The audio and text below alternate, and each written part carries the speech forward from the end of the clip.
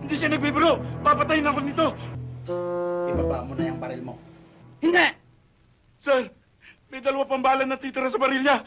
Ang isa para sa akin, ang isa para sa kanya. O pwede naman natin itong pag-uusapan eh. Walang pang-uusapan! Sobra ang ginawa na lalaki ito na akin! Hinakla niya ako! Ano raw? Ang sabi niya? Nyaw, nyaw, nyaw, nyaw, nyaw, nyaw, nyaw, nyaw, nyaw, nyaw, nyaw, daw. Ano yun? Eh, ano ba yun?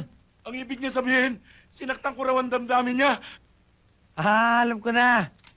Pag-ibig ang problema nito. Oo! Minahal ko siya! Inaruga ko siya! Ilalangaan ko siya pag-atahon! Hayop na ito!